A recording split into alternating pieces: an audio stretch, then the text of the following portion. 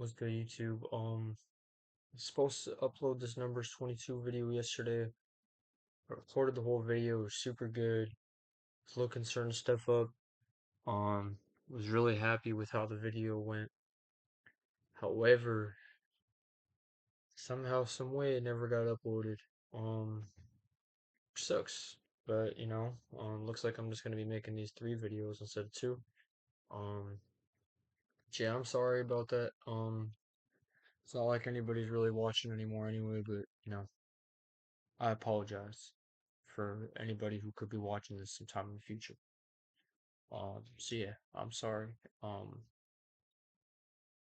yeah, we're gonna get into this chapter 22, which I've already read. Balak summons Balaam, chapter 22. Then the people of Israel set out and camped in the plains of Moab beyond the Jordan at Jericho. And Balak the son of Zippor saw that all that Israel had done to the Amorites, and Moab was in great dread of the people, because they were many. Moab was overcome with fear of the people of Israel, and Moab said to the elders of Midian, "This horde will now lick up all that is around us." Um, sorry guys. Lick up all that is around us, as the ox licks up the grass in the field. So Balak the son of Zippor, who was king of Moab at the time, sent messengers to Balaam the son of Beor at Pethor, which is near the river in the land of the people at Amau, to call him, saying, "Behold, a people has come out of Egypt. They cover the face of the earth, that they are dwelling opposite me. Come now, curse this people for me, since they are too mighty for me.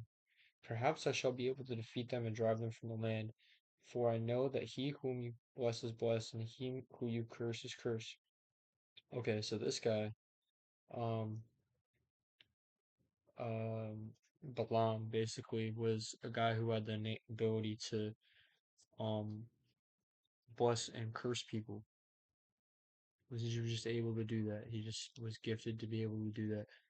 I don't know how or from, but I know later in the Bible he uses it against the people of God to trick them into worshiping Baal, who is actually somebody. If y'all know who Playboy Cardi is, Playboy Cardi worships Baal. They do like a lot of blood sacrifices and stuff like that. So, um, still prevalent to this day as a demon. Not a god, a demon who was impersonating a god, right? And yeah, so not good, but it originated around this time period and was used to distract the Israelites from Jesus, or not Jesus, but not yet, but from God the Father. So the elders of Moab and the elders of Midian had departed with their feast for divination in their hand. And they came to Balaam and gave him Balak's message. And he said to them, "Launch here tonight, and I will bring back word to you, as the Lord speaks to me." So the princes of Moab stayed with Balaam. And God came to Balaam and said, Who are these men with you?"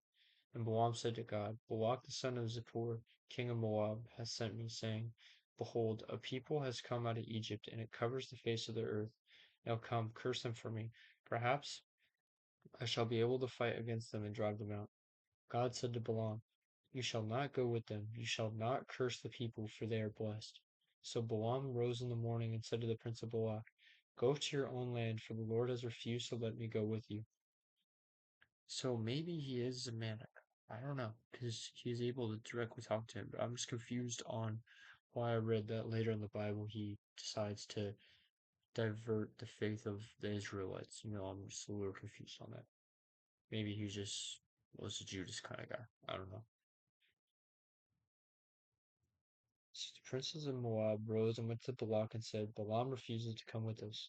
Once again Balak sent princes, more in number and more honorable than these, and they came to Balaam and said to him, "Thus says Balak the son of Zippor, Let nothing hinder you from coming to me, for I surely do you great honor, and whatever you say to me I will do. Come, curse this people for me." But Balaam answered and said to the servants of Balak, "Though Balak were to give me his house full of silver and gold. I could not go beyond the command of the Lord my God to do less or more. So you too, please stay here tonight, that I may know what more the Lord will say to me. And God came to Balaam at night and said to him, if the men have come to call you, rise, go with them, but only do what I tell you. So Balaam rose in the morning and saddled his donkey and went with the princes of Moab, Balaam's donkey and the angel. But God's anger was kindled because he went, and the angel of the Lord took his stand in the way of his adversary. Now he was riding on the donkey, and his two servants were with him.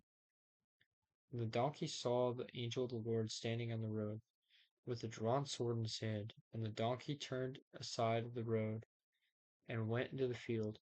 And Balaam struck the donkey, to turn her into the road. Then the angel of the Lord stood in a narrow path between the vineyards, with the wall on either side. And when the donkey saw the angel of the Lord, she pushed against the wall and pressed Balaam's foot against the wall, so he struck her again. Then the angel of the Lord went ahead and stood in a narrow place, where there was no way to turn either to the right or to the left. When the donkey saw the angel of the Lord, she lay down under Balaam, and Balaam's anger was kindled. He struck the donkey with his staff. Then the Lord opened the mouth of the donkey, and she said to Balaam, what have I done to you, that you have struck me these 3 times? And Balaam said to the donkey, because you have made a fool of me. I wish I had a sword in my hand, for then I will kill you. And the donkey said to Balaam, this is the donkey actually speaking. Yesterday when I was making this video, I stopped and looked it up. The donkey, God opened the donkey's mouth, and the donkey was literally speaking back.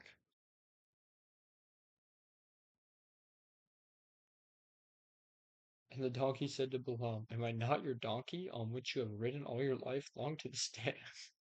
Is it my habit to treat you this way? And he said, no. Then the Lord opened the eyes of Balaam, and he saw the angel of the Lord standing in the way, the sword drawn in his hand. And he bowed down and fell on his face. And the angel of the Lord said to him, why have you struck your donkey these 3 times? Behold, I have come out to oppose you, because your way is perverse before me. The donkey saw me and turned aside before me these 3 times. If she had not turned aside from me, surely just now I would have killed you and let her live.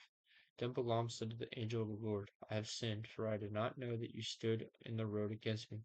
Now therefore, if it is evil in your sight, I will turn back. And the angel of the Lord said to Balaam, go with the men, but speak only the word that I tell you.